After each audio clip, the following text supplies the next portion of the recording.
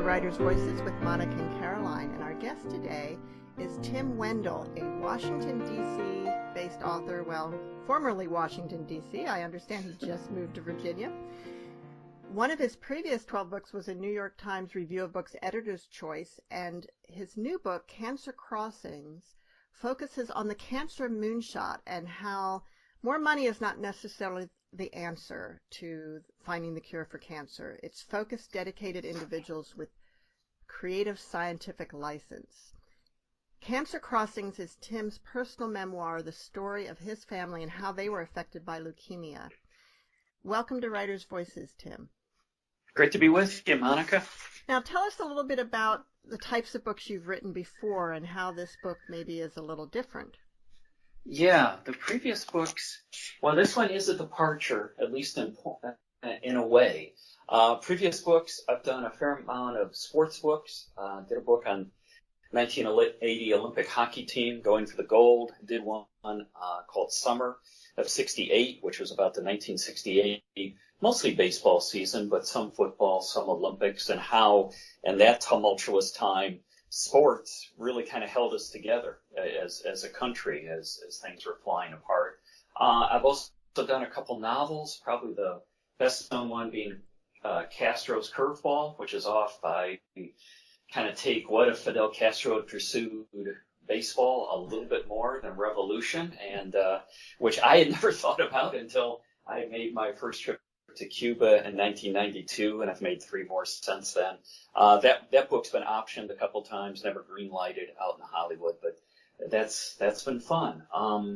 But you're right, Cancer Crossings was a little different, and I didn't realize I was getting into the tall grass I was in well over my head, I guess.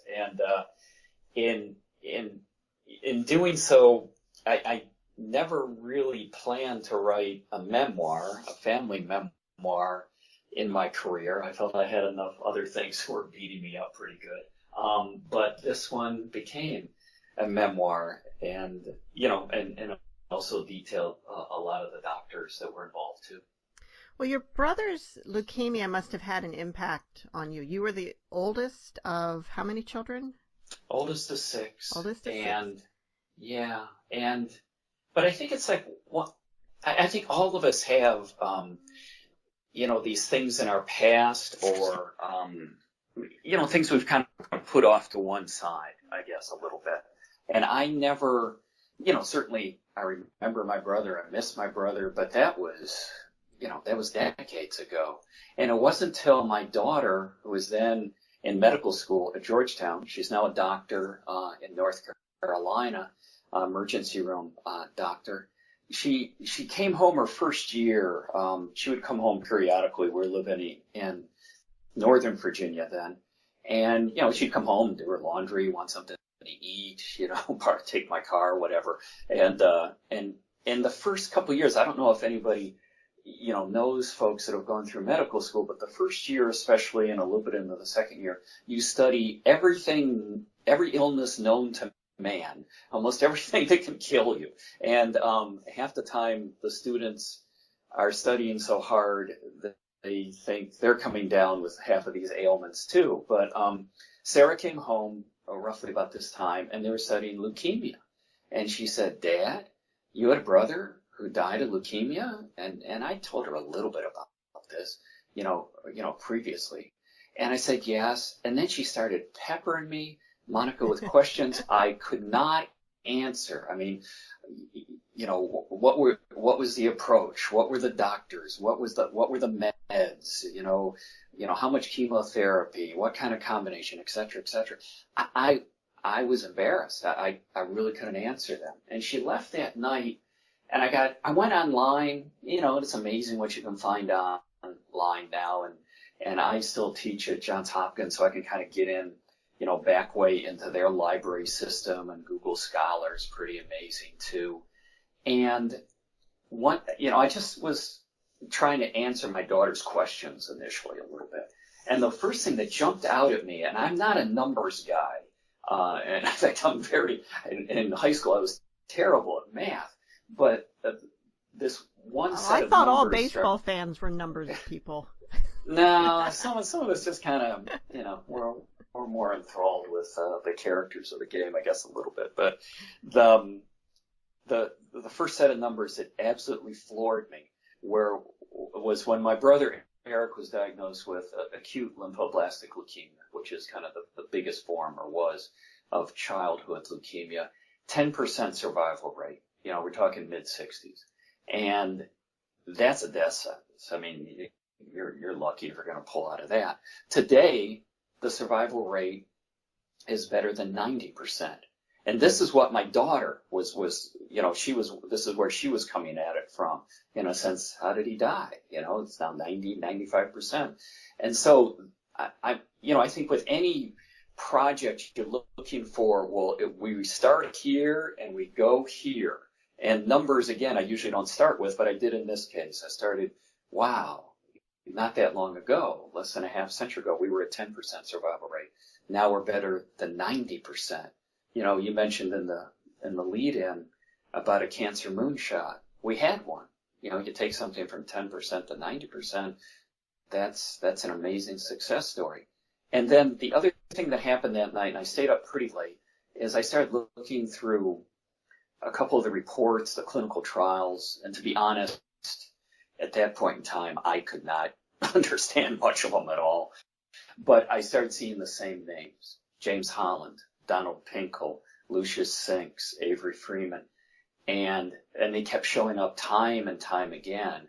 And especially Lucius's Sinks name, I remember my mother at one point saying, "Okay, he's director of pediatrics at Roswell Park in Buffalo, where my brother was." And at that point, I went, "Whoa, these are the guys who did it." This is this small, select, resilient group that turned the tide against childhood leukemia. And then the next question you start asking yourself is, are they still around? Can I find them? And I was did. it hard to track them down? Some were more difficult than others, but because most of them were no longer in Buffalo. They had pretty much gone actually around the world. One guy was working in Tel Aviv and in Israel. But the first, say, Pinkel, who actually went on to start up St. Jude Hospital in Memphis, that you see all the ads with Marlo Thomas and all that. He was relatively easy to find. James Holland, who unfortunately just passed on, he was working at Mount Sinai. The one, though, and we're back now to Lucius Sinks, and I always love that name, I couldn't find him. And I kept asking, in a sense, the fellow doctors he was with at Buffalo, what happened to Lucius? Where'd Lucius go? And some people felt, he went to Europe. Others felt he was up in New England. And ironically, it took me several months to find him, but he was in Charlottesville, Virginia, where I now make my home, and for all of a week now. And but that's only about 2 hours from D.C., from my house in D.C. And I started coming down, and we would have lunch about every other month. And I knew I needed him for the book, Monica, because he's the top pediatric guy at Roswell Park. But then we became pretty good friends. And I think we've, over the years of doing the book, enjoyed each other's company. And I guess in a roundabout way, that's what kind of led me down to Charlottesville. I wondered, after spending so much time there, it became someplace you considered moving. Yeah, and it was, that wasn't the only factor. I mean, we had a big house. My kids have launched. I've got a doctor daughter, and my son is, he works for Instagram out on the West Coast. So they weren't coming back. So it was, time to get out of the house, so to speak. But I think part of it was coming down here, seeing the mountains, and just feeling like, well, I know it a little bit, simply, having right. And you're still close enough to DC. You're still close enough to DC to be in the action if you need to be, or want to be. When I feel like driving in traffic, I'll go back, and certainly when I want to teach and such. It's funny, a friend of mine, when these trips down to Charlottesville became a regular thing, and they kind of become one of the threads in the book. I mean, there's several scenes where we always met at the same place. We always had the same table at the same restaurant. Um, and a friend of mine was, once he heard about this, another author, he teased me a little bit. He said, "Oh my, look what you're up to. Mitch Albom had Tuesdays with Maury. You're having lunches with Lucius." And I'm going, yeah. And so away we went. So from that beginning, what was it that made you want to really dig more deeply into this topic? It started with trying to answer my daughter's questions, but then I was very curious at times what my brother had gone through, because we never, I think we're like most families, we never had like a big sit down, Leave It to Beaver meeting around the kitchen table and said, so and so's got this terrible disease and this is what it means. A lot was left unspoken, and so there was that curiosity. This was part of my life, but I really wasn't quite sure what was going on. But I'll tell you too, Monica, the other thing that floored me early on, especially after I talked to Dr. Holland and Dr. Pinkel, and they both brought it up in almost a roundabout way. But at this point in time, we're talking like the mid to late 60s. If you looked at, say, the handbook, the pediatric handbook under the heading leukemia, you would find one or two pages, and it pretty much said, make the patient as comfortable as possible. He or she is going to leave us soon, in a sense, pass on. Wow. And these guys refused to accept it. They said, no, something else has to be done. There must be something we can do. And frankly, early on, for their determination, they were singled out. They were ostracized by the medical community. They were called killers, poison pushers, misfits, cowboys, because they were daring to go outside the parameters of what was considered, kind of accepted medical practice at that point. And I think in some ways that's the mindset, the resiliency that we could use a little bit more of today. I mean, they were so determined and unwilling to take kind of no for an answer when it came to what could be done with this very often cruel disease. So where you lived, Buffalo, had this hospital, Roswell, that was at the forefront of this research. Yeah, and it was one of these serendipity moments, because, if it hadn't been, say, I don't know, there were other quality hospitals, Boston, New York, my brother would have been taken there, and we would have seen a lot less of him, and we wouldn't have been able to do as much, say, obviously as a family with the sailing and the hockey and all the things we did together. Roswell Park was a little over a half hour from my hometown in Lockport, New York, and they were one of the places, and they were one of the few excellent places at that point. You can probably, when my brother was diagnosed, again, mid-late 60s, count on one hand the institutions, the hospitals that were stepping up into the forefront of this. And it was Roswell Park, probably Dana-Farber, and Boston, MD Anderson, Houston, probably Mount Sinai, New York, and that was roughly about it. And were all of those did all of those have the pediatric studies and trials that you had at Roswell Park? No, not as much, and it was mostly because James Holland, they had the first initial national group on this was called ALGB. It was called acute leukemia group B, and that was just kind of the name, and that was the name they made up for it out of the National Cancer Institute out of Washington. And again, it was serendipity.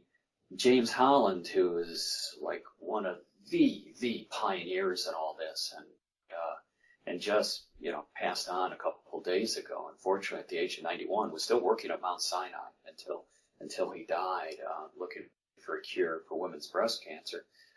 He had been at NCI, National Cancer Institute, outside of D.C., and then had taken the top job in Buffalo at Roswell Park. And he was thought so highly within the medical community, especially the doctors who were fighting against cancer, the campaign against cancer, that they did something very unusual. You know, even though he was moving, 350, 400 miles away, they pretty much said, can you still, in a sense, be our leader? Can you still be the head of this group? And he said yes. And so that was the type of expertise that was in, you know, a medium-sized city like Buffalo at that point in time. Wow. Wow, that's fantastic. Do you think that your brother lived longer as a result of that? Oh, for sure. Yeah. I think when the original diagnosis was, and this was true for all kids with ALL, acute lymphoblastic leukemia, was roughly about 12 months, you know, maybe 18. He lived for 8, and ironically, you know, didn't technically die of ALL. He passed because of chickenpox. He contracted chickenpox, and his immune system was so ravaged, and this was several decades before we had a vaccine for chickenpox. You know, that's what did him in. But you know, you look back, and obviously you want, you know, anybody does, they want more time with loved ones and that type of thing. But you know, if I'm weighing two things, I got a year or I've got 8 years, yeah, I'll take 8 years, and we'll just cram as much living as we could into it, and we pretty much did as a family. And it sounded like your brother was very had a very positive attitude, because a lot of his treatments must have been uncomfortable, even painful, not to mention the symptoms of the disease. Yeah, but he was I don't know, he was at some points people would look at our family. Again, a family of 6, and we were rambunctious, and we were all over the place. And they would he didn't quite fit in some ways. His hair color was a little bit different. It was, you know, most of us had black hair, now gray, but black hair then. And his was more reddish. And he was, in a way, more thoughtful, a little bit more reserved in a way. But boy, he was wicked smart. And one of the stories that I put in Cancer Crossings that I think underscores what kind of kid he was is they were up at Roswell Park. He was getting some treatment, and you're right, you know, a lot of it was, you know, painful. You know, I can't quite imagine going through it myself, but they often had puzzles, like on various tables, especially in the children's ward. And, you know, anybody was there, you know, killing some time. Okay, you know, put a couple more pieces in the puzzle. And Eric was working on one of those one day, and one of the doctors came by. It wasn't Lucius Sinks, it was one of the younger ones, and was talking to my mother about, you know, the latest round of, you know, meds, or what was going to happen next. And Eric was pretty much just working on the puzzle, but he's still kind of half listening. And at one point, the doctor, after finishing talking with my mom, just kind of, you know, starts talking to Eric a little bit. How you doing today? How you feeling? Whatever. And out of the blue, you know, and the doctor goes, I see you're working on a puzzle. And Eric says, yeah, I'm working on a puzzle. I like puzzles. I hope you're good at them too. And what was left unspoken was everything they were doing then was a puzzle. And it was how fast could you put the pieces together, because that was going to keep more people alive. This was the doctors who really came up with the idea of drug cocktails for chemotherapy. Very much. I mean, until this point, and again, there's a lot of things we take for granted now. Chemotherapy drugs, I mean, you hear that all the time. But these were the first doctors to kind of, in a sense, you know, they were chemotherapy drugs, but they were pretty much being used one at a time, maybe 2 at a time. If you look at my brother's medical records, it's sometimes 5 or 6 chemotherapy drugs at a time. And that's what they were doing. They were accelerating things. And again, we're back to the puzzle a little bit. They weren't quite sure at times, is 6-MP going to work with diamesine, going to work with methotrexate? You know, let's give it a shot. Because the alternative was the patient's just going to go downhill in a hurry. And it's funny, you know, again, things we take for granted now, almost accepted, that you could have 4 or 5, even 6, 7 different chemotherapy drugs and different regimens and dosages and everything. That's what these guys discovered when pretty much the rest of the medical community was almost saying, don't you dare. Wow. You're listening to Writers' Voices with Monica and Caroline, and our guest today is Tim Wendel, author of 13 books, most recently Cancer Crossings, A Brother, His Doctors, and the Quest to Cure Childhood Leukemia. It was interesting to me that for these various trials, sometimes the doctors had trouble finding enough patients because the local family doctors weren't cooperating very well. Yeah, there was a real fear of the unknown, I guess, at that point in time. And it was difficult because, again, we're back to what the pages in the pediatric handbook said. Why bother? Why even try to, fight this disease? It doesn't matter anyway. And these guys, men, doctors and nurses, and I want to underscore the nurses were so empowered with at these hospitals, dared to do something else. And I still remember back when my brother was first starting to get diagnosed. It wasn't officially diagnosed. He had ALL yet, but there was a sense something was wrong, and something was pretty wrong. He had a bruise on his shin that wasn't going away. He was lethargic, which was unusual for him, even at the age of 3. I mean, he was a very outgoing kid. And before, this was like the night or two before he ended up being admitted in the Roswell Park up in Buffalo, he ended up at our local hospital in Lockport. And frankly, Monica, the medical personnel there did not know what to make of him. They pretty much just said, stay in your bed, and they closed the door, and there was even concerns he could be contagious, with leukemia. And my mother had a cleaning lady at the time who came in every now and then. As soon as she caught into that, she quit. And if you think about it, a generation ago, and we still kind of antsy about it these days, but even the word cancer wasn't even said that much. It was called the C word and such, how even speaking it could kind of bring this almost like evil spirit into your house. And again, this was the backdrop that these doctors were moving against. Wow. So, Tim, you mentioned that you're a professor at Johns Hopkins University and you're now a writer in residence. What exactly does that entail? Actually, it's pretty easy. I've had that. It's a tough job, but somebody has to do it. Huh? That's right. It's a tough job, but some lazy bones like me can do it. And it's funny because I guess I've done that now 4 or 5 years, something like that. And when they offered me that title at Hopkins, and I still go back, obviously periodically, because I'm a couple hours away now. I said, what do I have to do for this? And I remember the program director said, well, you got to write. And I'm going, well, I can do that. And you have to reside. And I went, well, I guess wherever I am, I'm residing. And I said, I can do that. So, but it's funny now with the way everything's. I'm right now teaching a class at Hopkins that's online. We're mostly online. We meet sometimes in the classroom. But because we're online, it's opened up all these things. I've got a student in Hong Kong. I've got several in Denver. And it's interesting what's going on in education right now. And you're teaching writing? Yeah, I teach writing. And I teach both fiction and nonfiction. I'm teaching that online class as a science medical class, science medical writing class right now.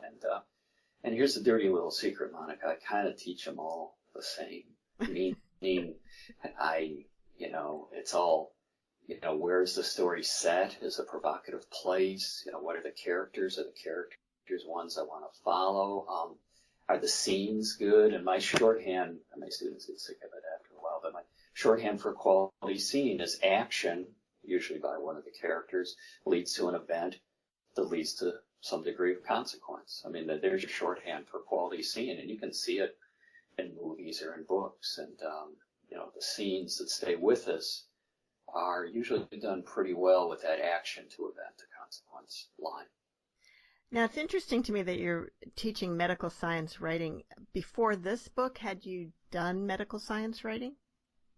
Not that much. I'd done a fair amount of nonfiction and creative nonfiction writing. And I had some science students in there, or ones who were doing more science, say features or even essays.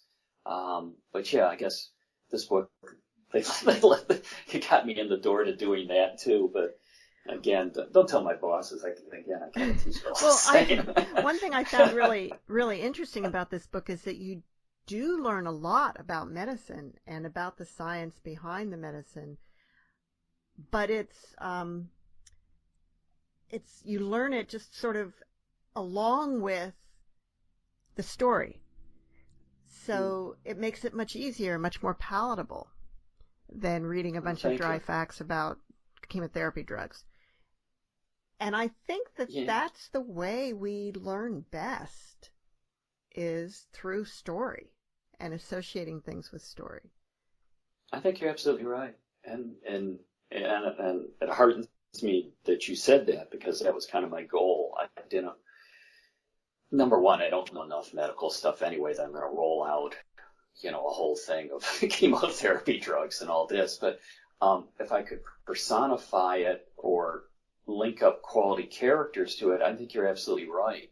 I think that's when, we learn. That's when the power of story is just can be so provocative and alluring. It's funny. I'll go in usually in the spring, because one of the things, Hopkins has a number of programs. I mean, they're like any school these days, but one of them is they've got a museum studies, in a sense, major curriculum, whatever.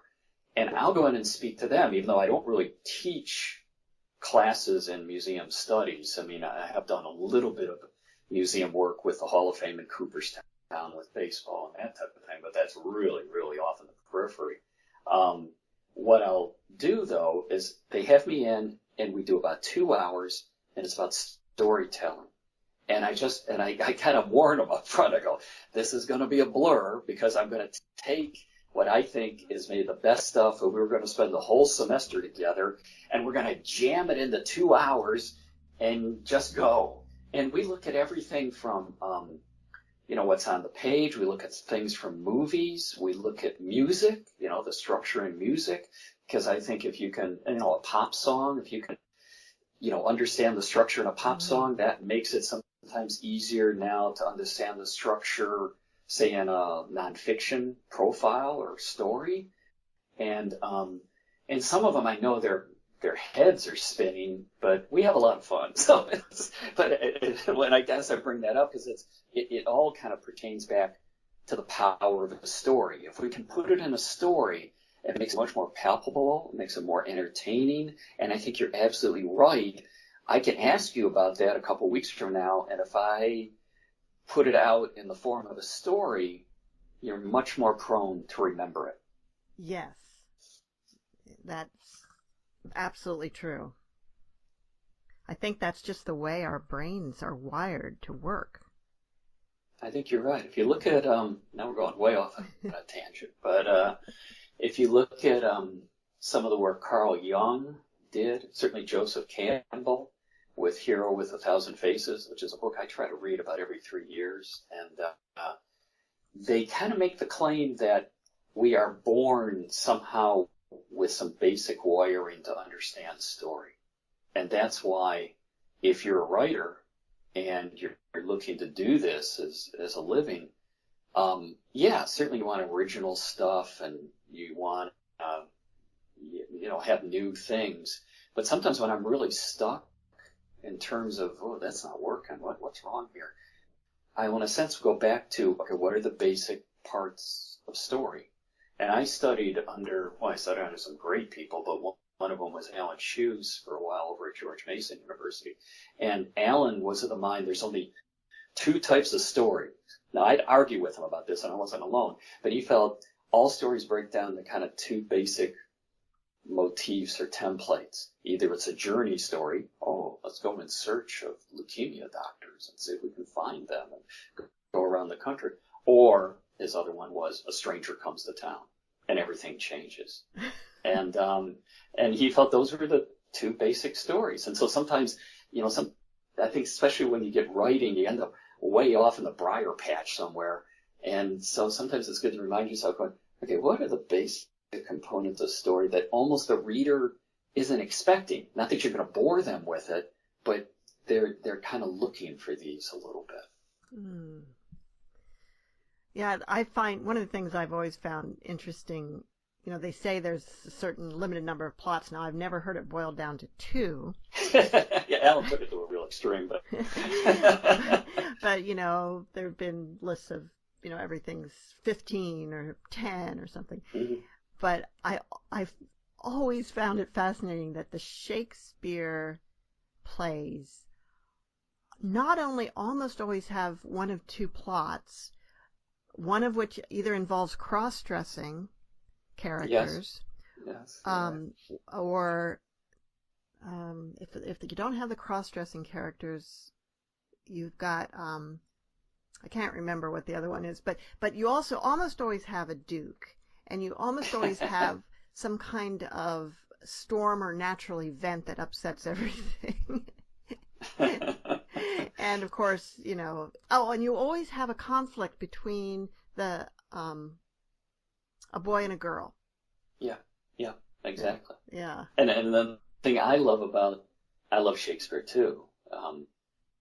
And one of the things I love about it too is I'll talk to my students sometimes about character.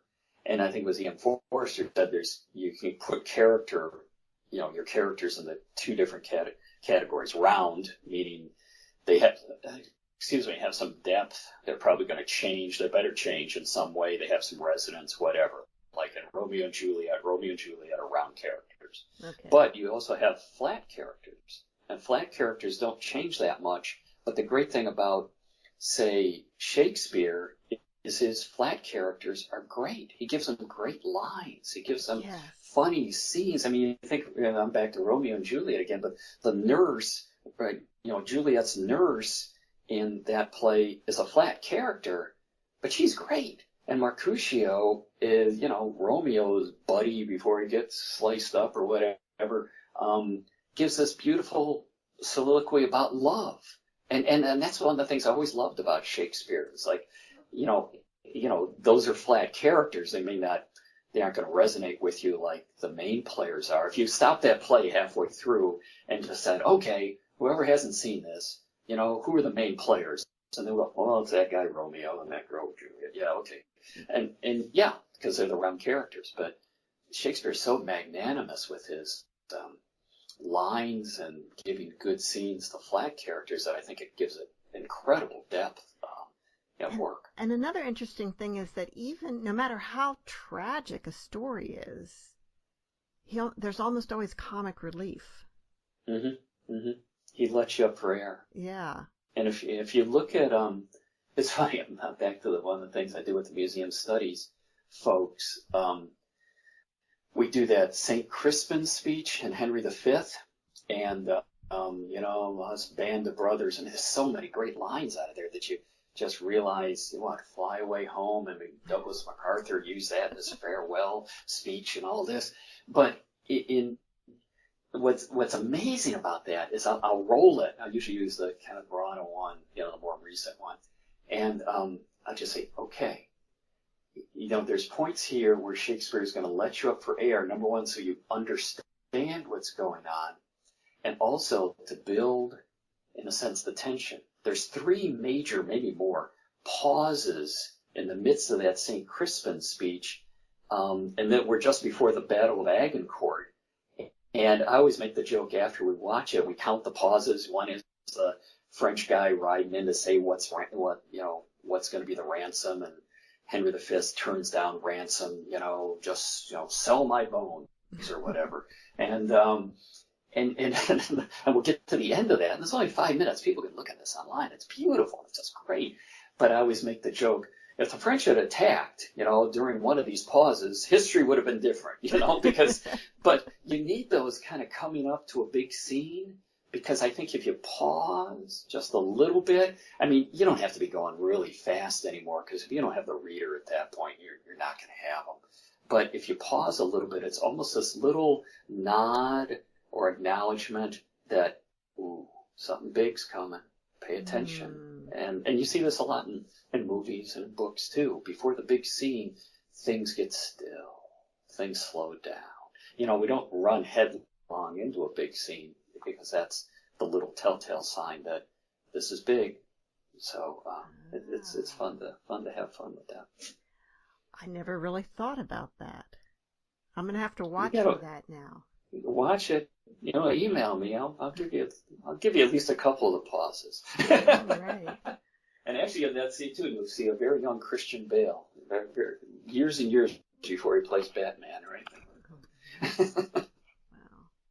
You're listening to Writers' Voices with Monica and Caroline, and our guest today is Tim Wendel, author of Cancer Crossings, A Brother, His Doctors, and the Quest to Cure Childhood Leukemia.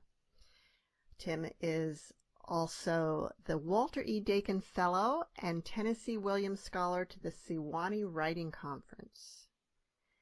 Tell me a little bit about writing conferences, and I'm guessing that you recommend them for people who are wanting to become writers.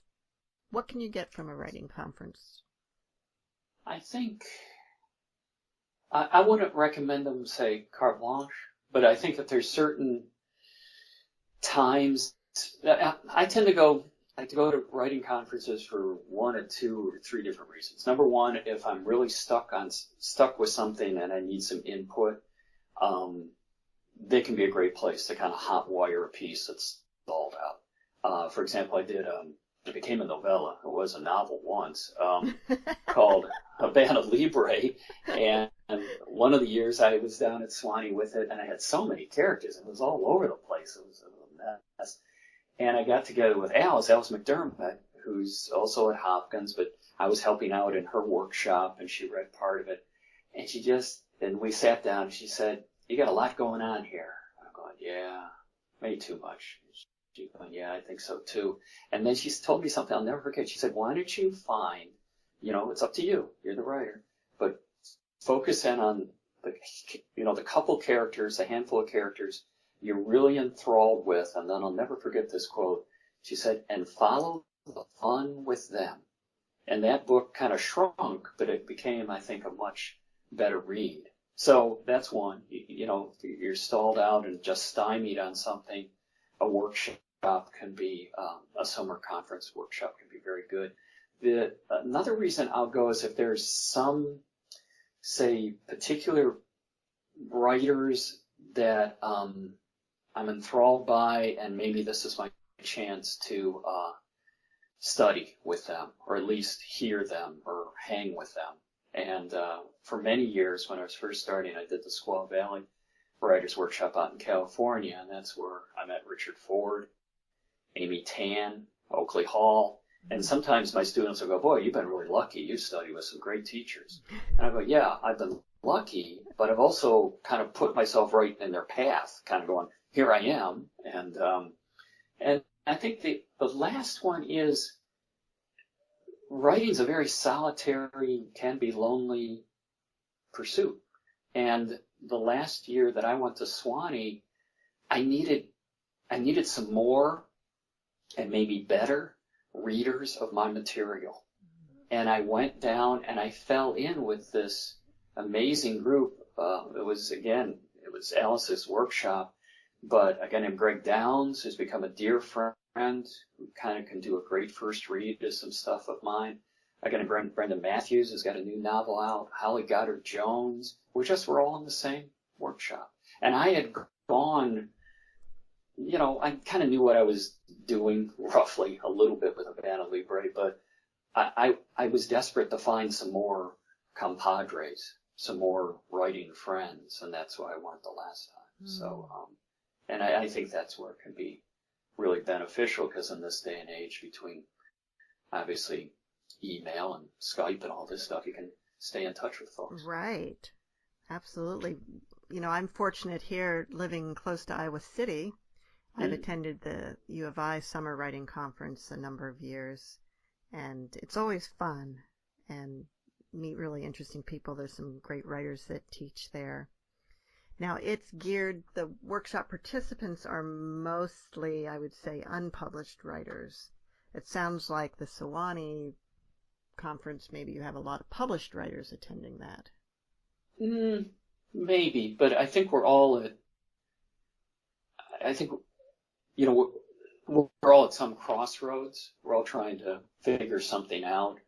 And I don't know about you, I can only figure out so much alone in my room. Throwing darts at a wall.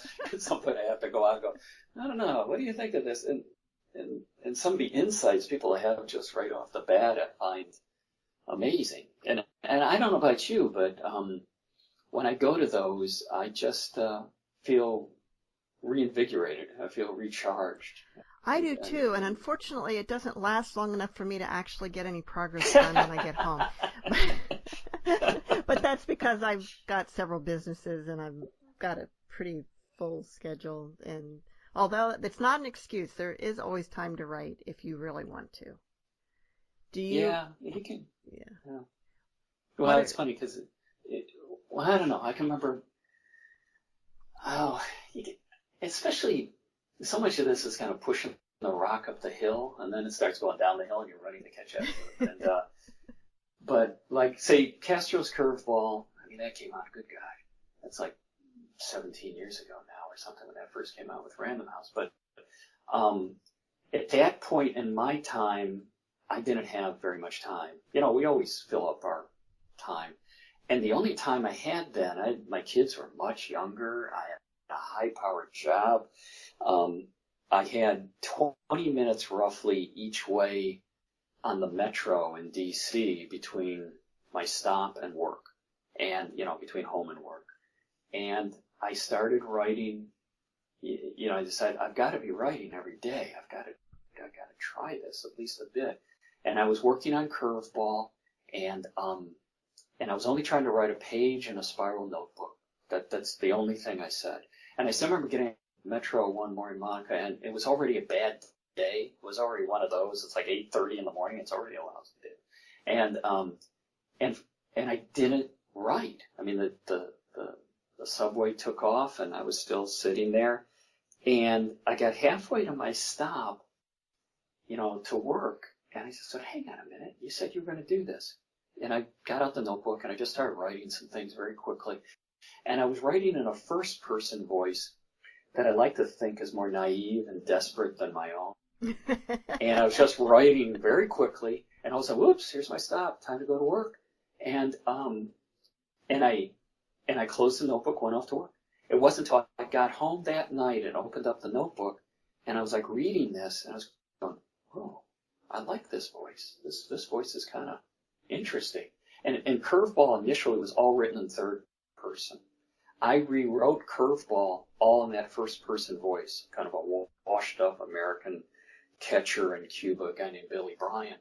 And it was a pain to rewrite it all in first person. But yeah. I think that voice, it's definitely, the voice sold the book. The voice is the reason that book's had, you know, a measure of success. I remember being, I think it was at NYU in New York, doing a reading from it. And somebody stood up, a woman in the back, and she'd already read the book, and she said something to the effect of, I don't care much about Cuba. I sure hate baseball. Fidel Castro, who cares? But that voice, I'd follow anywhere. And I went, thank God I picked up my pen that day. So now, it's interesting. Could you have still done the voice in third person? Did it have to be first person? I'm not so, I bet you I could. Maybe I could now. Back then, I don't think I had the chops. And I think one of the things, see, first person could be very effective, I think, and I think maybe the ultimate example is Great Gatsby by Fitzgerald. First person, I think, works beautifully when it's kind of in that sidekick role. You know, think of Gatsby. You know, the person telling you that is Nick Carraway. And the fact, if you look at the first couple pages of that, if it kept going that way, you go, this stinks, and you just go, I'm out of here. But you can, what I call fade the voice, that first-person voice in and out, and you can get us really close to somebody provocative, somebody in power, etc. And you see it in Gatsby. There's times you start going, man, this guy Gatsby's a schmo. You know, I don't think much of this guy. But then that voice of Nick's kind of almost right in your ear going, hang on, you know, hang loose. You know, he'll prove himself to you yet. And then there's other times where that voice that first voice just totally drops away almost, and it just rolls out in these major scenes. Think, you know, the first scene with Daisy and Tom and Jordan where Nick's gone over to visit them. That rolls out almost as a third person scene. So that worked for me in Curveball because, you know, I've got this larger than life character. I've got a young Fidel Castro at roughly age 21 or 22, as dynamic, as charismatic as he became politically. And it's Billy Bryan who gets us close to him, you know, and tries to interpret some of it. Some of it maybe erroneously, but he'll interpret it. And it's almost like, you know, you're sitting at the bar and somebody's telling a great story. Now, if that story keeps going on for 3 hours, it's not that great a story. But you know, that first kind of whiff of it, that's I think where first person can work really well. Yeah, you're right about, you know, when we were talking about story that goes on too long can lose somebody. Although I'm in the middle of a pretty long book right now that I'm just loving. What's that? A Gentleman in Moscow. Oh yeah, I've heard of this. I've not read this, but I've got to check it out. Yeah, it's fantastic. I'm listening to it on Audible, and I'm just like wanting to listen to it all the time. All right, I'm writing that down. My next trip into DC, I'll listen to that. Now, I'm guessing Habana Libre is set in Cuba. Yes. So what attracts you? What draws you to Cuba? I made my first trip early in 1992. I've made 3 other trips since. In fact, as recently as last January. It is, it's such a star-crossed land to me. It's beautiful. I'd recommend people take a look at the photographs in the New York Times travel piece, I don't know, from a week or so ago. It's a beautiful city. Havana is in the shadows, in the half light, you know, at dusk, at dawn. The people are extraordinary, and all this is what blows my mind. Is all this is going on 90 miles away from us. Yeah. And it's very much. I've called it the land time forgot. And yet there it is. It's not like it's the other side of the world. It's right there, and it's amazing. So when they opened up travel to Cuba, it went on the top of my list of places to go. But are they backing off from letting Americans go there now? You just email me. Yeah, it'll be fine. No, it's not. You know, they're still. It's not that difficult, and the people have so many great stories. I mean, we stayed at a place this last time. A woman, you know, she had the whole floor, 11th floor of a 14-story building in West Havana. And I should have put this together earlier, but I didn't. She's 80 years old, and she made us breakfast every morning and would kind of tell us stories and this type of thing. And we're talking with her one of the mornings over breakfast. And her English wasn't that great. My Spanish goes up and down. And but the gist of it was she grew up on the eastern end of the island and had come to Havana, say, at the age of, I don't know, 19, 20, something like that.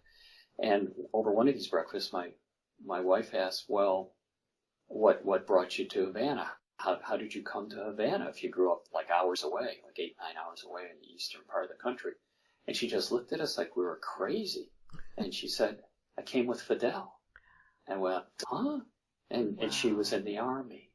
And at first she, you know, we were a little skeptical, and she starts pulling out her medals from the Battle of Santa Clara and some siege and all this stuff. And then I put it together. It clicked. I said, you got this entire floor because you were a good revolutionary. You know, you were in the army. And she said, of course. So those are the type of people you bump into all over the place, and it's just mind-boggling. So, Tim, you probably are familiar with the Cuba Libre alcoholic beverage? Yes. Okay, which is rum and Coke. At least Yes. if I was correctly informed. Do you know the term menteria? Mentoria, no. Menteria. Mentoria means what? When I was Yeah. 17, I went to Spain with a Ah, college group, and we had a professor who was from Cuba. He was a Cuban exile. And being 17 and in Spain, I didn't know how to order very many beverages, but it was easy to say rum y Coke or vodka y naranja. So, sure. but our professor told us that rum and Coke was Cuba Libre, but you should not call it that. Call it menteria, which means little lie, because Cuba's not free, and Cuba Libre would mean free Cuba. So. Next time I'm down there, I'll And try I still ordering it remember that way. that many, many, many years later. Even though I just go with a mojito, and go from there. Yeah, well, that would work too. Tim, did you always want to be a writer? It's funny. Not always, but certainly when I was back, say 15, 16, 17. And the thing is, again, now we're back to one's past and what we forget about our past. And one of the last, I worked with some great editors with Cancer Crossings. In fact, Gary Brozick, who was my editor on Castro's Curveball, who now is a successful ghostwriter himself, read one of the early drafts and said, okay, I'm on board. I see what you're doing, but you're going to have to answer one question for me. And I went, okay, what's that? And he said, how did this change you or impact you as a parent? And I went, I didn't think of that. That was difficult to tease out. One of the last kind of questions I had like that was the book was due, in a couple weeks, and I'm racing to get it done. I think I did about 6 revisions toward the end because I'm trying to find the pivot points where we could go from family back to the doctors and where things kind of linked up and where even those stories overlapped a little bit, which they did often in terms of place. And I got a call from my editor up in Ithaca, at Cornell, Dean, and he said, and I had been by Ithaca like a couple times the month before. And it was so funny because he said, are you coming by again? And I'm going, no, I'm trying to get this book done. And then the next day he calls up and goes, I'd love to see you. And I'm going, Dean, we're not going to see each other in person right now because I got to finish this book. Third day he calls and he says, I guess you're not coming by. And I'm going, no kidding. You're like 5-6 hours out of the way. I'm trying to get this done. Are you listening to me? And he said, okay, well, I had one last question I needed to ask you. And I was hoping I could ask you this when we were hiking Buttermilk Falls or something like that. I'm going, oh, no. And I go, what's the question? And my grandfather was a civil engineer. My father was a civil engineer, even though he wanted to be an architect. They started a very successful engineering firm that right now has offices several places around the East. And being the oldest of 6, at least for a while, I was supposed to be the next civil engineer. But when I was like 15, 16, I remember announcing at a family dinner, I'm not going to be an engineer, I'm going to be a writer. And you could hear kind of a pin drop for like a minute or two. And now on the phone with Dean's going, I don't think you make that, he knew about this. He said, I don't think you make that decision and you're not so sure about it if, you don't go into being a writer, sports writer, whatever, if you didn't have a brother who died young. I think that gave you kind of the chutzpah, the gumption, the determination to do that. And he kind of rolled this out and he just said, am I right or not? And I was like going, oh God. And finally, after a couple seconds, I had to say, you're right. He goes, I thought so. I need that like on page 170 or something like that. I need like 3 graphs about that. And it's funny, after he brought that up, I realized, and I think this is what happens when we write, we kind of discover things. We can bring maybe a sliver of order to the chaos that's our lives. And I realized, I'm not maybe that good with money, and sometimes,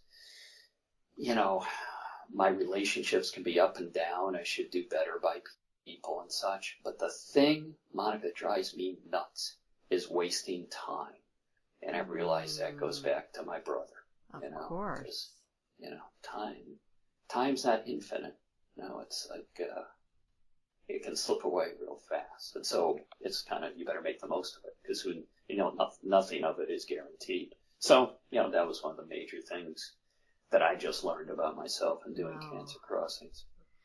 Well, just as an aside, my father was also a civil engineer. And he got his engineering degree from Cornell. Wow, that's bizarre. By the banks at Cayuga Lake. I love it.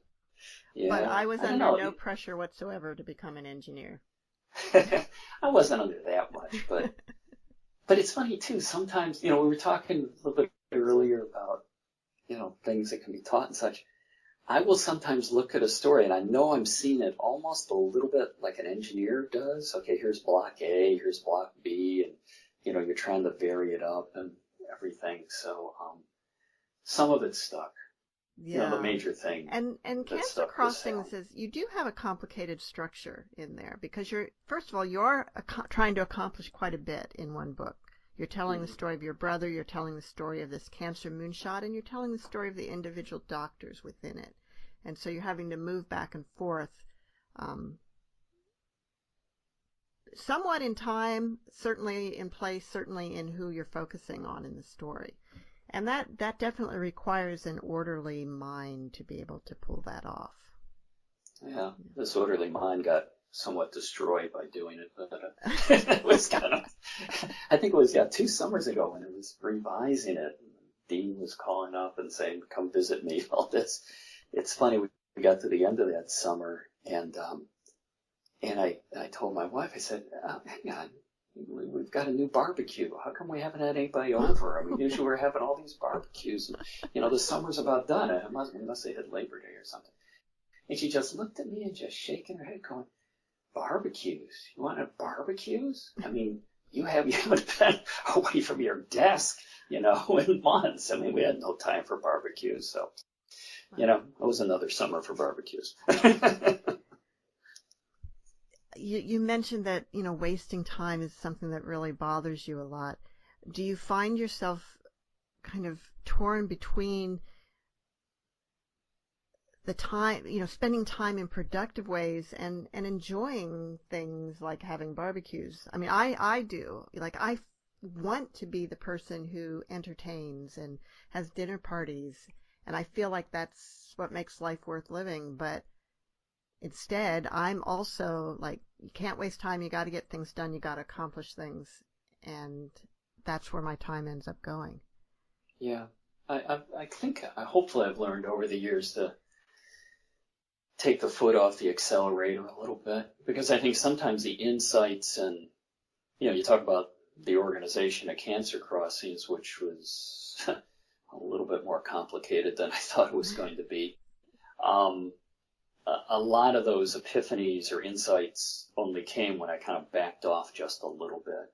Because it's amazing, I think sometimes I'll do this, every now and then when I'm really stuck. I'll be going, okay, I'm here with this project or this story. I'm not quite sure where it should go next or what's the next logical moment. And I'll just kind of, almost kind of envision myself putting it in the back of my mind a little bit, just saying, okay, something will bubble up. And something usually does. I've got to give it some time. I can't, Well, Tim, we are out of time. Speaking of time. And I want to thank you so much for being with us today on Writers' Voices. My pleasure, Monica. Great to be with you.